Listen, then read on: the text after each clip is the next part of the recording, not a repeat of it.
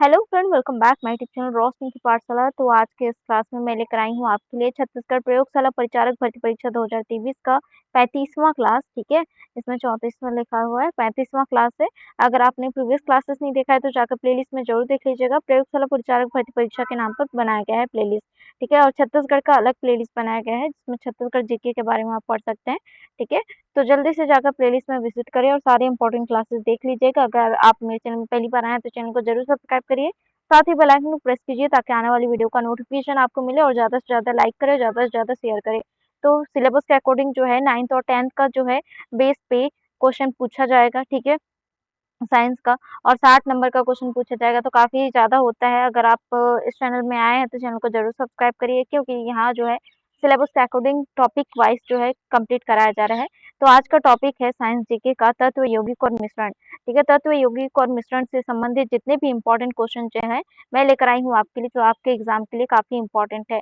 आपके एग्जाम में पूछे जाने की संभावना अत्यधिक है और जो है कई एग्जामों में पूछे गए हैं। ठीक है, तो याद रखना। अभी अगर आपको इसका फ्री पीडीएफ नोट्स चाहिए आपका प्रैक्टिस के लिए, अगर आपको चाहिए तो आप टेलीग्राम ग्रुप ज्वाइन कर सकते हैं। टेलीग्राम ग्रुप में आंसर के साथ फ्री पीडीएफ नोट्स जो है प्रोवाइड किया जाता है आपका प्रैक्टिस के लिए। बहुत सारे इंपॉर्टेंट क्लासेस के पीडीएफ जो है प्रोवाइड किया जा रहा है। ठीक है, फ्री में प्रोवाइड किया जा रहा है। ठीक है, आप जो है ज्वाइन कर सकते हैं और प्रैक्टिस कर सकते हैं। ठीक है, तो पहला क्वेश्चन हम देख लेते हैं। जो पदार्थ एक प्रकार के कणों से मिलकर बना होता है उसे कहते हैं, उसे क्या कहा जाता है? तो उसे कहा जाता है शुद्ध पदार्थ। ठीक है, और जो पदार्थ एक प्रकार के कणों से मिलकर बनता है उसे कहा जाता है शुद्ध पदार्थ। ठीक है, यानी कि देखिए हमने जो है पदार्थ के प्रॉपर्टीज के आधार पर जो है प्रॉपर्टीज के आधार पर पदार्थ को दो भागों में बांटा गया है। ठीक है, कौन कौन से? फिजिकल फिजिकल प्रॉपर्टीज और केमिकल प्रॉपर्टीज। ठीक है, केमिकल प्रॉपर्टीज और फिजिकल प्रॉपर्टीज के आधार पर बांटा गया है। तो फिजिकल प्रॉपर्टीज के आधार पर पदार्थ को जो है 5 भागों में डिवाइड किया गया है। 5 भागों में कौन कौन से? बीईसी, ठीक है, बीईसी और सॉलिड, लिक्विड, गैस और प्लाज्मा। ठीक है, ये 5 भागों में फिजिकल प्रॉपर्टीज के आधार पर बांटा गया है। केमिकल प्रॉपर्टीज के आधार पर जो है 2 भागों में बांटा गया है, एक प्योर मैटर और इम्प्योर मैटर। ठीक है, इम्प्योर मैटर के आधार पर बांटा गया है। इसमें जो है प्योर मैटर को जो है 2 भागों में बांटा गया है, एक तो एलिमेंट यानी कि तत्व और दूसरा है कंपाउंड यानी कि यौगिक। ठीक है, और इम्प्योर मैटर को जो है यानी कि इम्प्योर मैटर का मतलब होता है मिक्सचर। ठीक है, इम्प्योर मिक्सचर यानी कि मिक्सचर होता है। ठीक है, तो मिक्सचर को जो है 2 भागों में बांटा गया है, सममांगी मिश्रण यानी कि जिसको होमोजीनियस मिक्सचर कहा जाता है, और दूसरा जो है नॉन होमोजीनियस मिक्सचर यानी कि विषमांगी मिश्रण। ठीक है, तो याद रखना। नेक्स्ट क्वेश्चन हम देख लेते हैं। पदार्थों को दो भागों यानी कि शुद्ध पदार्थों और खालिस्तान पदार्थों में बांटा जा सकता है। तो किन भागों में बांटा जा सकता है अभी मैंने बताया था, तो इसका राइट आंसर हो जाएगा शुद्ध और अशुद्ध, प्योर एंड इम्प्योर पदार्थों में बांटा जा सकता है। ठीक है, याद रखना। नेक्स्ट हम देख लेते हैं, निम्नलिखित में से कौन शुद्ध पदार्थ है? तो शुद्ध पदार्थ कौन सा है? तो इसका राइट आंसर हो जाएगा फ्रेंड, शुद्ध पदार्थ कौन सा है? शुद्ध पदार्थ है तत्व और यौगिक। ठीक है, मिश्रण नहीं है, मिश्रण जो है इम्प्योर होता है। ठीक है, ये याद रखना। तो इसका राइट आंसर हो जाएगा ए और बी दोनों। नेक्स्ट क्वेश्चन हम देख लेते हैं।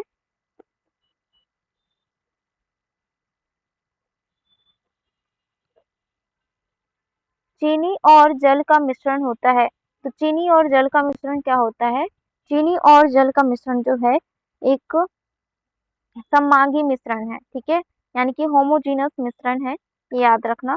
ठीक है, याद रखना। ठीक है, तो इसका राइट आंसर हो जाएगा ऑप्शन ए। ठीक है, सममांगी मिश्रण है, होमोजेनियस मिश्रण है। फॉर एग्जाम्पल आप देख सकते हैं जैसे कि नमक का जल में मिल जाना, यानी कि कभी भी आपने जल को यानी कि नमक को जो है जल में आप मिला दिया होगा, तो क्या कहीं पे कम और कहीं पे ज्यादा आपको टेस्ट नजर आता है? टेस्ट आता है, या फिर कहीं पे किसी मतलब कि चम्मच से आप लेते हैं 1 चम्मच पानी, तो सभी को आप मिलाते हैं, उसके बाद क्या कहीं पे ज़्यादा नमक, क्या कहीं पे कम नमक ऐसा लगता है? नहीं लगता ना, वो जो है होमोजेनस मिक्सचर होता है, ठीक है? ये याद रखना, सममांगी मिश्रण होता है, चीनी और जल का मिश्रण और नमक और जल का मिश्रण, ये याद रखना, ठीक है? नेक्स्ट हम देख लेते हैं, पदार्थों में निम्नलिखित में से कौन-सा एक विषमांगी मिश्रण का उदाहरण है? तो विषमांगी मिश्रण का उदाहरण कौन-सा है? देखिए, नमक का पानी का मिश्रण जो है सममांगी मिश्रण है, और उसके बाद जो है चीनी और पानी का मिश्रण जो है वो सममांगी मिश्रण है, क्योंकि ये दोनों जो है इक्वली घुल जाते हैं पानी में, ठीक है? और जल और कॉपर सल्फेट का मिश्रण, ये क्या है? ये भी जो है सममांगी मिश्रण होता है। तेल और जल का मिश्रण नहीं होता है सममांगी मिश्रण, ठीक है? तेल को अगर जल में डालते हैं तो थोड़ा-थोड़ा जो है ना मतलब कि ड्रॉप-ड्रॉप वो रहता है, ठीक है? आपको पता ही होगा, ठीक है? तो इसका राइट आंसर हो जाएगा ऑप्शन डी। नेक्स्ट क्वेश्चन है, विलयन यानी कि सॉल्यूशन 2 या से अधिक पदार्थों का खालिस्तान मिश्रण होता है। तो क्या होता है? तो इसका राइट आंसर हो जाएगा सममांगी मिश्रण होता है, ठीक है? सॉल्यूशन जो होता है वो क्या होता है? 2 या 2 से अधिक जो है पदार्थों का वो सममांगी मिश्रण होता है, ठीक है? याद रखना, उसको सॉल्यूशन कहा जाता है। नेक्स्ट क्वेश्चन हम देख लेते हैं, निम्नलिखित में से कौन-सा एक ठोस विलयन है? ठोस विलयन कौन-सा है? तो ठोस विलयन जो है इसका राइट आंसर हो जाएगा मिश्र धातु, ठीक है? मिश्र धातु जो है ठोस विलयन होता है। नेक्स्ट हम देख लेते हैं, पीतल किसका मिश्र धातु है? तो पीतल किसका मिश्र धातु है? कॉपर और जिंक का मिश्र धातु है, ठीक है? पीतल जो है क्या है? कॉपर और जिंक का मिश्र धातु है। कॉपर इसमें जो है 70% और जिंक जो है 30% जो है पाया जाता है, ठीक है? ये याद रखना, 30% पाया जाता है पीतल में। पीतल एक मिश्र धातु है कॉपर और जिंक का, ठीक है? नेक्स्ट हम देख लेते हैं, पीतल में कॉपर का प्रतिशत मात्रा लगभग होती है, तो कितनी होती है? अभी मैंने बताया था कॉपर की कितनी प्रतिशत होती है, तो इसका राइट आंसर हो जाएगा कॉपर की जो है 70% पाई जाती है और जिंक की 30%। नेक्स्ट हम देख लेते हैं, चीनी और जल के विलयन के लिए कौन असत्य है? तो असत्य कौन सी है? तो इसका राइट आंसर हो जाएगा, देखिए, चीनी एक विलायक है। चीनी एक विलायक है ऐसे बोला जा रहा है। देखिए, सॉल्यूट, ठीक है? सॉल्यूट उसे कहा जाता है जिसका अमाउंट कम हो, ठीक है? यानी कि चीनी जो है सॉल्वेंट नहीं है, सॉल्यूट है, ठीक है? ये याद रखना, ठीक है? और सॉल्वेंट उसे कहा जाता है जिसका जो है मात्रा अधिक हो, यानी कि पानी जो है क्या है? सॉल्वेंट है, चीनी सॉल्वेंट नहीं है, ठीक है? चीनी क्या है? सॉल्यूट है, ठीक है? ये याद रखना। तो इसका राइट आंसर हो जाएगा ऑप्शन बी। नेक्स्ट हम देखते हैं, टिक्चर ऑफ आयोडीन, टिक्चर ऑफ आयोडीन किसकी विलयन है? तो किसका विलयन है? टिक्चर ऑफ आयोडीन, तो इसका राइट आंसर हो जाएगा फ्रेंड आयोडीन और अल्कोहल का होता है, ठीक है? नेक्स्ट क्वेश्चन हम देख लेते हैं, टिक्चर ऑफ आयोडीन में कौन सा एक विलायक है? टिक्चर ऑफ आयोडीन में, टिक्चर ऑफ आयोडीन का जो उपयोग है एंटीसेप्टिक में किया जाता है, ये पहले जान ले, ठीक है? एंटीसेप्टिक में किया जाता है टिक्चर ऑफ आयोडीन का। ये जो है टिक्चर ऑफ आयोडीन किसका एक विलायक है? तो इसका राइट आंसर हो जाएगा, इनमें से कौन एक विलायक है? तो इसका राइट आंसर हो जाएगा फ्रेंड अल्कोहल, ठीक है? अल्कोहल एक विलायक है। नेक्स्ट क्वेश्चन हम देख लेते हैं, जल और गैस का विलयन है, तो जल और गैस का विलयन कौन सा है? कोका कोला, ठीक है? कोका कोला है। कोका कोला में जो है CO2 गैस खुली होती है, ठीक है? याद रखना, कौन सी? CO2 गैस, कार्बन डाइऑक्साइड खुली होती है कोका कोला में।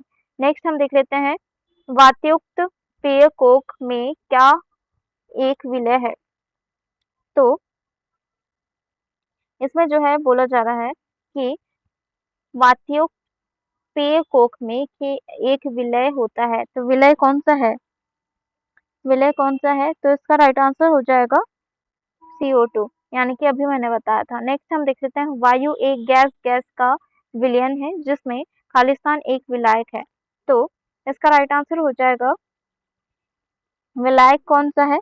तो विलायक जो है आपको नाइट्रोजन सबसे ज़्यादा अधिक मिलता है ना, नाइट्रोजन जो है सबसे अधिक पाया जाता है एटमॉस्फेयर में, कितना 78% पाया जाता है, ठीक है, कितना 78% पाया जाता है, तो इसका राइट आंसर हो जाएगा नाइट्रोजन। नाइट्रोजन जो है वायु में नाइट्रोजन सबसे अधिक पाया जाता है, तो गैस गैस का विलयन कौन सा है, नाइट्रोजन, ठीक है।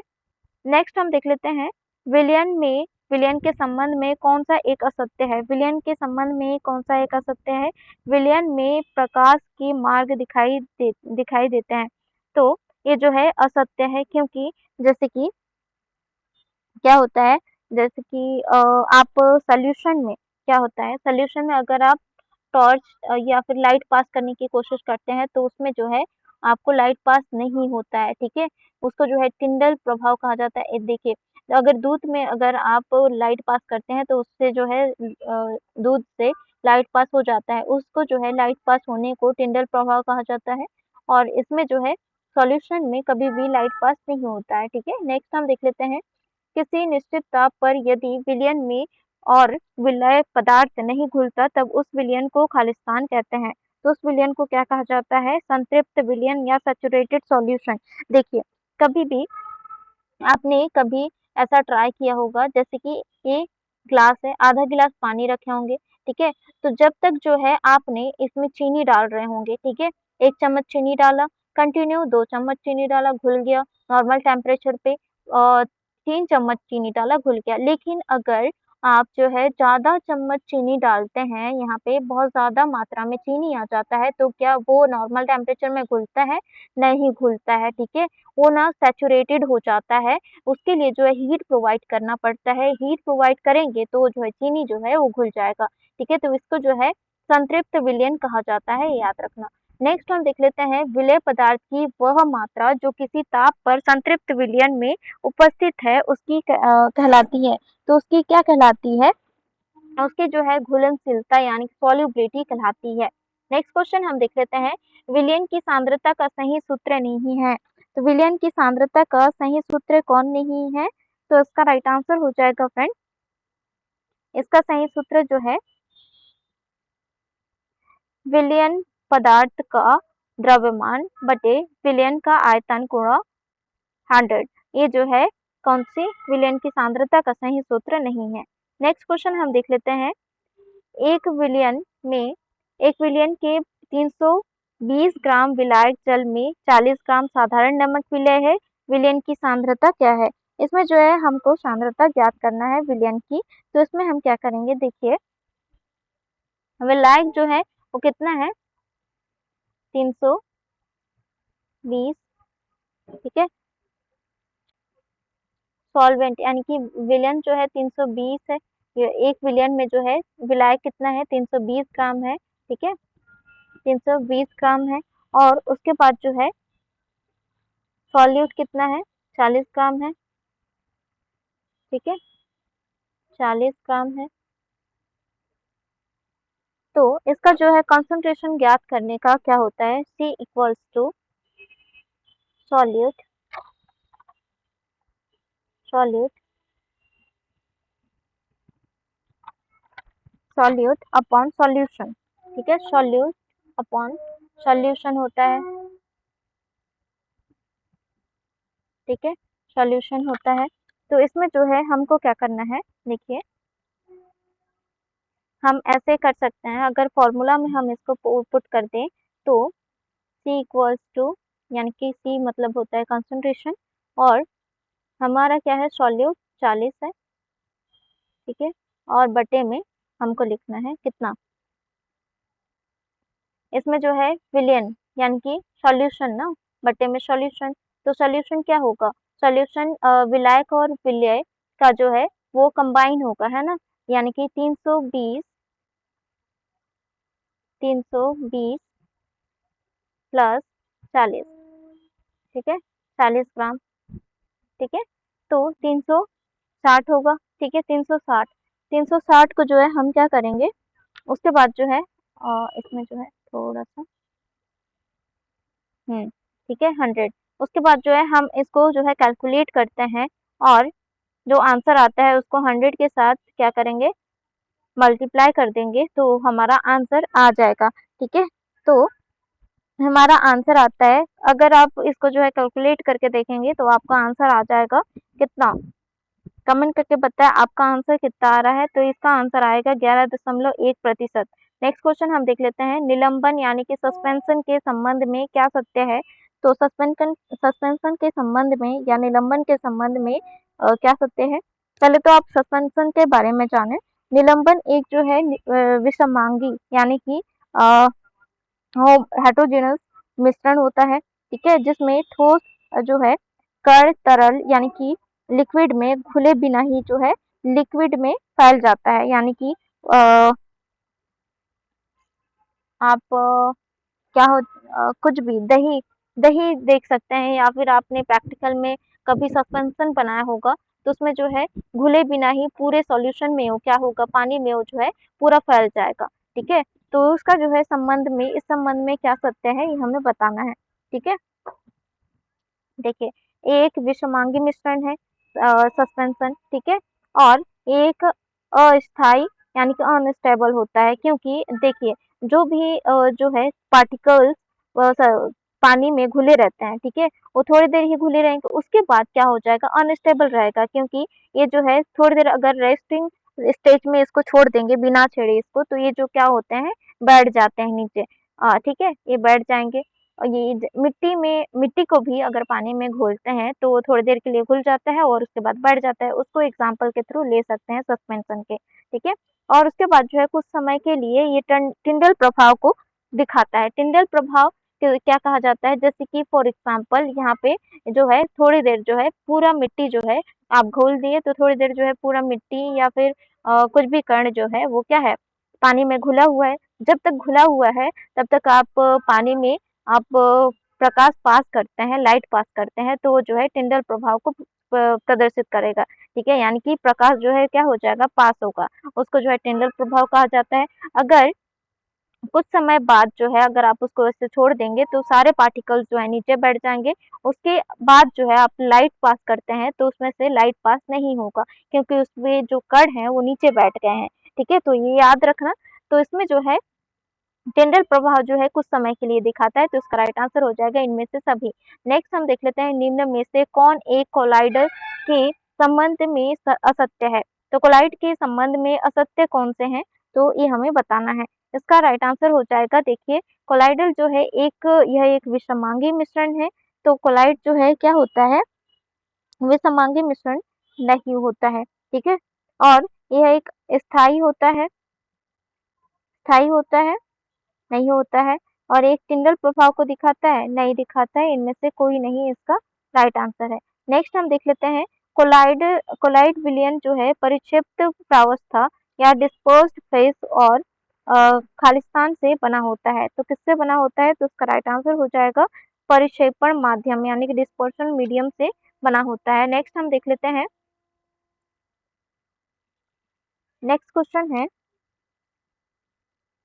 एरोसोल में परिक्षेपण माध्यम क्या होता है। तो एरोसोल में परिक्षेपण माध्यम क्या होता है फ्रेंड, तो इसका राइट आंसर हो जाएगा गैस।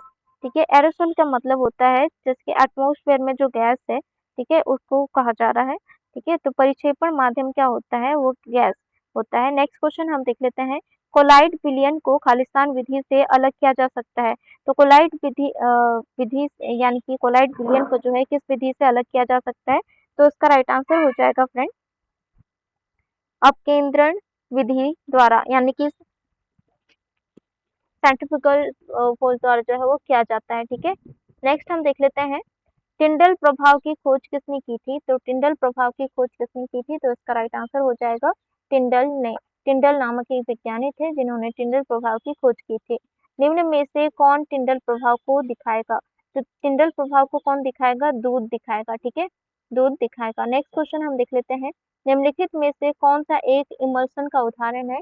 इमल्सन का उदाहरण कौन सा है, तो इसका राइट आंसर हो जाएगा कुहासा। नेक्स्ट हम देख लेते हैं, निम्न में से कौन एक सॉल का उदाहरण है। तो सॉल का उदाहरण क्या है, तो इसका राइट आंसर हो जाएगा कीचड़। नेक्स्ट क्वेश्चन हम देख लेते हैं, निम्नलिखित में से किसे सार्वत्रिक विलायक या यूनिवर्सल सॉल्वेंट कहा जाता है। जल को कहा जाता है यूनिवर्सल सॉल्वेंट। नेक्स्ट हम देख लेते हैं सामान्यतः ताप बढ़ाने पर विलयन या विलयन जिसको ठोस और द्रव की घुलनशीलता जो है क्या होती है सामान्य ताप बढ़ाने पर। तो इसका राइट आंसर हो जाएगा फ्रेंड बढ़ती है। ठीक है, नेक्स्ट क्वेश्चन हम देख लेते हैं किसी द्रव में ताप बढ़ाने पर गैस की घुलनशीलता है। किसी द्रव में लिक्विड में जो है ताप बढ़ाने पर घुलनशीलता क्या होती है। तो इसका राइट आंसर हो जाएगा ताप बढ़ाने पर गैस की घुलनशीलता क्या होगी। तो इसका राइट आंसर हो जाएगा घटती है। ठीक है, यानी कि इसमें जो है द्रव और ठोस का जो विलयन होता है उसमें अगर आप मतलब कि ताप बढ़ाते हैं तो उसमें बढ़ती है। ठीक है, घुलनशीलता, और इसमें जो है गैस के मामले में जो है वो घुलनशीलता घटती है। नेक्स्ट हम देख लेते हैं दाब बढ़ाने पर विलयन ठोस द्रव की विलयता जो है या घुलनशीलता क्या हो जाती है। तो इसका राइट आंसर हो जाएगा कोई प्रभाव नहीं पड़ेगा। ठीक है, दाब बढ़ाने पर। नेक्स्ट क्वेश्चन हम देख लेते हैं द्रव में गैसों की घुलनशीलता दाब बढ़ाने के साथ क्या होती है। द्रव में गैसों की घुलनशीलता दाब बढ़ाने पर क्या होती है। तो इसका राइट आंसर हो जाएगा क्या होती है, बढ़ती है। ठीक है, नेक्स्ट हम देख लेते हैं निम्न में से किसे वास्तविक विलयन कहा जा सकता है। तो वास्तविक विलयन किसे कहा जा सकता है। तो इसका राइट आंसर हो जाएगा फ्रेंड चीनी पानी का घोल को वास्तविक घुलनशील कहा जाता है। सांद्रित विलयन यानी कि कॉन्सेंट्रेटेड सॉल्यूशन में विलयन की मात्रा विलय से क्या होती है फ्रेंड्स। तो इसका राइट आंसर हो जाएगा अधिक होती है। नेक्स्ट हम देख लेते हैं खालिस्तान वह पदार्थ है जो दो या दो से अधिक तत्वों के एक निश्चित अनुपात में रासायनिक रूप से मिलने से बनता है। तो इसका राइट आंसर हो जाएगा यौगिक होता है। नेक्स्ट क्वेश्चन है एक संतृप्त विलयन बनाने के लिए 36 ग्राम सोडियम क्लोराइड को 100 ग्राम जल में 393 केल्विन पर घोला जाता है। तो इस तापमान पर उसकी सांद्रता कितनी होगी। तो उसकी सांद्रता कितनी होगी फ्रेंड, इसमें जो है फॉर्मूला जैसे कि मैंने बताया, तो C इक्वल्स टू कॉन्सेंट्रेशन जो है हमने निकालना है। ठीक है, सांद्रता निकालनी है, कॉन्सेंट्रेशन निकालना है। तो 36 ग्राम, ठीक है, 36 ग्राम इक्वल्स टू सॉल्यूशन वही अपनाएंगे हम। ठीक है, वही फॉर्मूला जो मैंने बताया था 100 प्लस 36। ठीक है, यानी कि सोडियम क्लोराइड जो है 100 है, और हमारा जो क्या है विलयन बनाने के लिए 36 ग्राम सोडियम क्लोराइड को 36 यानी कि 100 ग्राम जल में हम क्या करेंगे उसको केल्विन पर यानी कि 293 केल्विन पर जो है घोला जाता है। तो तापमान पर उसकी सांद्रता कितनी होगी ये हमें ज्ञात करना है। ठीक है, तो इसका जो है राइट आंसर हो जाएगा, देखिए इसको जो है और इक्वल इसको जो है हम गुणा कर देंगे। ठीक है, तो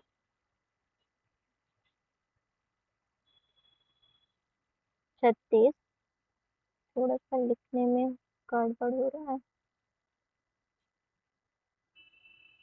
ठीक है, 36 बटे 136, 100 और 36 136 हुआ। ठीक है, तो इसको हम क्या करेंगे उसके बाद इसको हम जो है गुणा कर देंगे 100 से। ठीक है, तो हमारी सांद्रता निकल आएगी 26%। ठीक है, लगभग 26% हमारी सांद्रता निकल आएगी। नेक्स्ट हम देख लेते हैं रासायनिक परिवर्तन के संबंध में कौन सा असत्य है।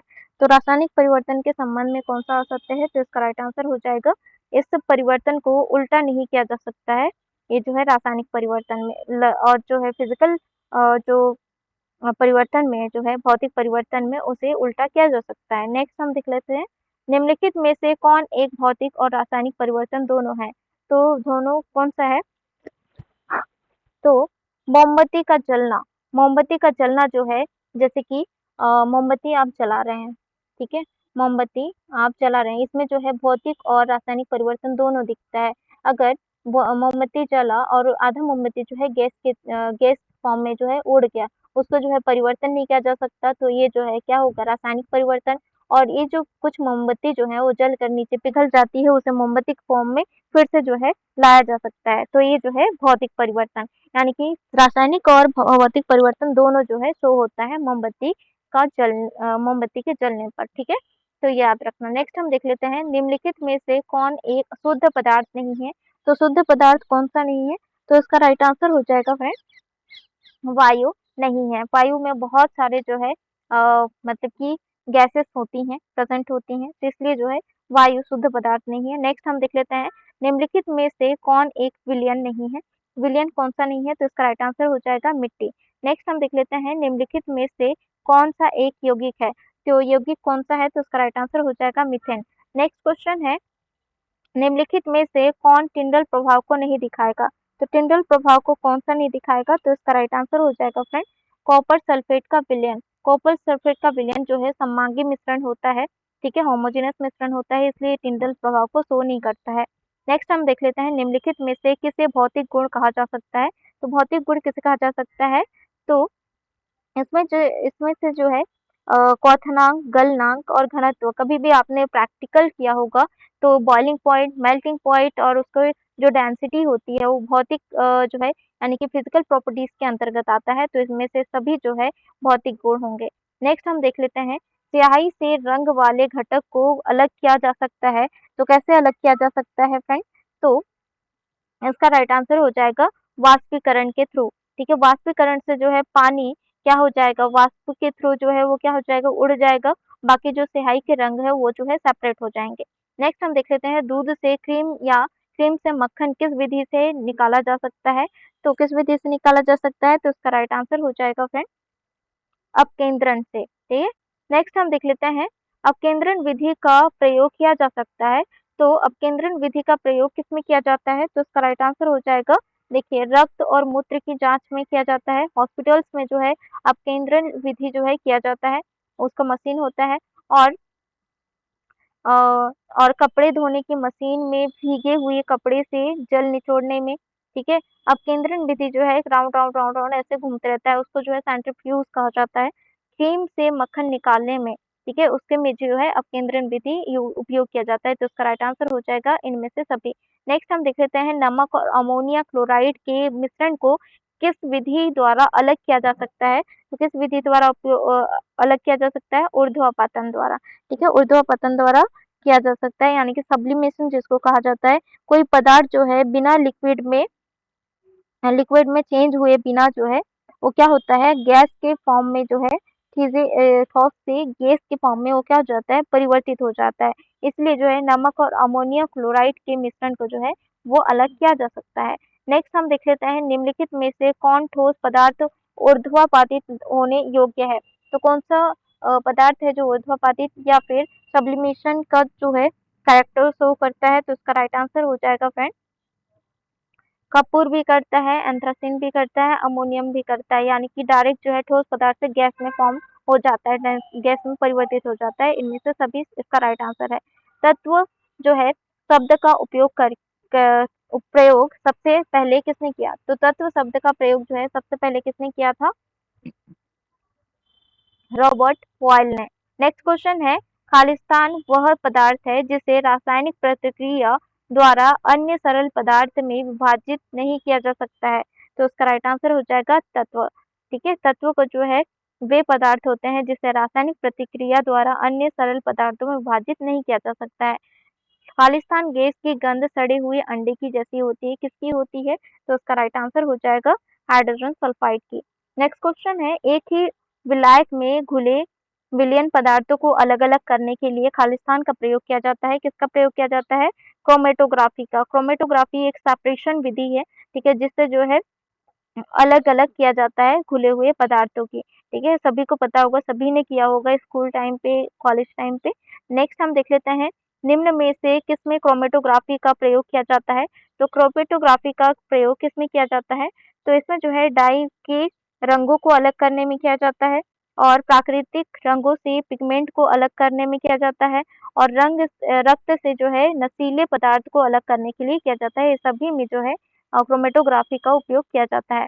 नेक्स्ट क्वेश्चन हम देख लेते हैं, निम्न में से कौन सा एक भौतिक परिवर्तन है? भौतिक परिवर्तन कौन सा है? जल से बर्फ बनना, ठीक है, जल से बर्फ बनना जो है भौतिक परिवर्तन है, क्योंकि भोजन का पाचन हो जाता है, तो क्या भोजन को फिर से आप ला सकते हैं? नहीं ला सकते। ये जो है भौतिक परिवर्तन नहीं है, केमिकल परिवर्तन है। और खाना का पकाना, खाना को पकता है, खाना जब पकता है तो क्या उसे फिर से कच्चा कर सकते हैं? नहीं कर सकते, तो ये भी जो है केमिकल परिवर्तन है। और पौधों की वृद्धि जब होती है उसे क्या फिर से छोटा किया जा सकता है? नहीं किया जा सकता, तो ये भी जो है रासायनिक परिवर्तन है। लेकिन जल से बर्फ बनता है जब, ठीक है, तो बर्फ बर्फ जो है फिर से जल में ट्रांसफर किया जा सकता है, मतलब परिवर्तित किया जा सकता है, तो इसलिए जो है ये भौतिक विधि है। नेक्स्ट हम देख लेते हैं। आशा करती हूँ जितने भी क्वेश्चन मैंने बताया है वो आपको जो है काफ़ी ईज़ी लग रहा है, समझ आ रहा है। इससे जो क्वेश्चन पूछे जाएँगे, ठीक है? तो याद रखना, अगर आपको फ्री पीडीएफ नोट्स चाहिए आप टेलीग्राम ग्रुप जॉइन कर सकते हैं, आपको फ्री पीडीएफ नोट्स मिलते हैं आपके प्रैक्टिस के लिए, तो इससे जो है क्वेश्चन पूछे जाएँगे, ठीक है? तो ध्यान रखना। और अगले जो है क्लास में मैं बायो से क्वेश्चन लाने वाली हूँ, ठीक है? तो जल्दी से अपने सब्सक्राइब नहीं किया है तो सब्सक्राइब कर लीजिए, साथ ही बेल आइकन को प्रेस कीजिए ताकि आने वाली वीडियो का नोटिफिकेशन आपको मिलता रहे। और ज़्यादा से ज़्यादा वीडियो को लाइक करें और ज़्यादा से ज़्यादा शेयर करें अपने दोस्तों में जो एग्ज़ाम की तैयारी कर रहे हैं। नेक्स्ट क्वेश्चन हम देख लेते हैं, निम्न में से कौन एक यौगिक के लिए असत्य है? तो यौगिक के लिए असत्य कौन-सा है? तत्वों के किसी भी अनुपात में मिलने से बनता है। तो ये जो है यौगिक के लिए मतलब कि असत्य है, ठीक है? याद रखना। ये जो है यौगिक के लिए जो है नए पदार्थ का गुणधर्म पूरी तरह भिन्न होता है और घटकों को केवल रासायनिक विधि द्वारा ही अलग किया जा सकता है, ये सत्य है। और तत्वों के एक निश्चित अनुपात में मिलने से जो है क्या होता है, वो बनता है यौगिक, ना कि तत्वों के किसी भी अनुपात में मिलने से बनता है। इसीलिए जो है ये जो है ऑप्शन सी गलत होगा। नेक्स्ट हम देख लेते हैं, निम्नलिखित में से किसे स्ट्रैटेजिक धातु कहा जाता है? स्ट्रैटेजिक धातु टाइटेनियम को कहा जाता है। नेक्स्ट क्वेश्चन हम देख लेते हैं, दो घुलनशील द्रवों के मिश्रण को किसी विधि से अलग किया जा सकता है, तो किसके द्वारा अलग किया जा सकता है? तो इसका राइट आंसर हो जाएगा आसवन विधि द्वारा और प्रभाजी आसवन द्वारा किया जाता है। नेक्स्ट क्वेश्चन हम देख लेते हैं, जब दो या दो से अधिक घुलनशील द्रवों के क्वथनांक से अलग कम होता है तो उसे जो है अलग करने के लिए खालिस्तान विधि का प्रयोग किया जाता है, तो किसका किया जाता है? प्रभाजी आसवन का। नेक्स्ट हम देख लेते हैं, आशा धातु यानी कि मेटल ऑफ होप किसे कहा जाता है? तो किसे कहा जाता है फ्रेंड? तो इसका राइट आंसर हो जाएगा यूरेनियम को कहा जाता है। यूरेनियम का जो एटॉमिक नंबर है वो 92 है। नेक्स्ट क्वेश्चन हम देख लेते हैं, एसीटोन और जल के मिश्रण को किस विधि द्वारा अलग किया जाता है? एसीटोन और जल के मिश्रण को किस विधि द्वारा प्रयोग अलग किया जाता है? तो इसका राइट आंसर हो जाएगा आसवन विधि द्वारा। नेक्स्ट क्वेश्चन है, निम्नलिखित में से कौन एक यौगिक नहीं है? यौगिक कौन सा नहीं है? तो इसका राइट आंसर हो जाएगा हीरा। हीरा एक जो है प्योर कार्बन का रूप होता है हीरा, ठीक है? शुद्ध कार्बन का रूप होता है। नेक्स्ट हम देख लेते हैं, खाद्य तेलों को वनस्पति घी में किस प्रक्रिया द्वारा बदला जाता है? तो किस प्रक्रिया द्वारा बदला जाता है? तो इसका राइट आंसर हो जाएगा हाइड्रोजनीकरण द्वारा बदल दिया जाता है, ठीक है? इसमें जो है खाद्य तेलों को वनस्पति घी में हाइड्रोजनीकरण प्रक्रिया द्वारा जो है बदला जाता है। हाइड्रोजनीकरण में जो है कैटलिस्ट के रूप में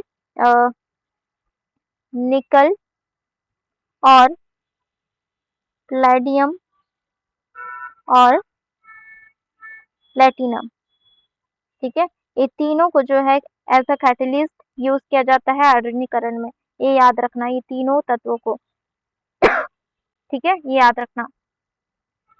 नेक्स्ट हम देख लेते हैं, वायु से गैसों को अलग करने के लिए किस विधि का उपयोग किया जाता है? तो वायु से गैसों को अलग करने के लिए किस विधि का उपयोग किया जाता है? तो इसका राइट आंसर हो जाएगा फ्रैक्शनल डिस्टिलेशन का उपयोग किया जाता है, ठीक है? याद रखना।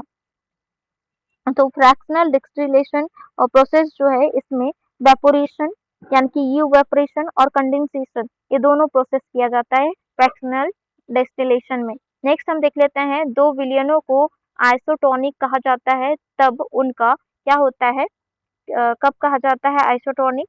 तो इसका राइट आंसर हो जाएगा फ्रेंड, उनका परासरण दाब बराबर होता है तब कहा जाता है दो विलयनों को आइसोटोनिक। नेक्स्ट हम देख लेते हैं, एक विलयन होता है, एक विलयन क्या होता है? ये जो है सममांगी मिश्रण होता है। नेक्स्ट क्वेश्चन हम देख लेते हैं, गैस एजेंसियों के द्वारा दिए जाने वाले सिलेंडरों में रसोई गैस का रूप है, तो रसोई गैस का रूप क्या होता है? तो इसका राइट आंसर हो जाएगा तरल होता है यानी कि लिक्विड फॉर्म में होता है, ठीक है? एलपीजी, ठीक है? लिक्विड फॉर्म में होता है जो रसोई में यूज किया जाता है। निम्न में से किसका मीथेन एक मुख्य घटक है? तो मुख्य घटक कौन सा होता है मीथेन? यानी कि निम्न में से मीथेन जो है किसका एक मुख्य घटक है? तो इसका राइट आंसर हो जाएगा बायोगैस का भी है, सीएनजी का भी है और प्राकृतिक गैस का भी है, तो इसका राइट आंसर हो जाएगा उनमें से सभी। नेक्स्ट हम देख लेते हैं बायोगैस में मीथेन का प्रतिशत होता है, तो मीथेन का प्रतिशत कितना होता है, तो इसका राइट आंसर हो जाएगा 75%। नेक्स्ट है क्रिस्टलीकरण विधि का प्रयोग जो है किया जाता है, तो क्रिस्टलीकरण यानी कि क्रिस्टलाइजेशन जो मेथड होता है उसका प्रयोग किसमें किया जाता है, ठोस पदार्थों को शुद्ध करने के लिए किया जाता है। नेक्स्ट क्वेश्चन है निम्नलिखित में से कौन सी विधि कीचड़ युक्त जल से जल को अलग करती है, तो इसका राइट आंसर हो जाएगा, तो इसका राइट आंसर है फ्रेंड फिल्ट्रेशन। फिल्ट्रेशन विधि जो है कीचड़ युक्त जल से जल को अलग करती है, ठीक है, ये याद रखना। नेक्स्ट हम देख लेते हैं दो घुलनशील अघुलनशील द्रवों को अलग किया जा सकता है, तो अघुलनशील द्रवों को किससे अलग किया जा सकता है, तो इसका राइट आंसर हो जाएगा फ्रेंड कीप के प्रयोग से, ठीक है, कीप के प्रयोग से किया जाता है। नेक्स्ट क्वेश्चन हम देख लेते हैं समुद्री जल से प्राप्त नमक में से अशुद्धियों को खत्म करने के लिए निम्न में से किस विधि का प्रयोग किया जाता है, तो इसका राइट आंसर हो जाएगा क्रिस्टलाइजेशन का प्रयोग किया जाता है।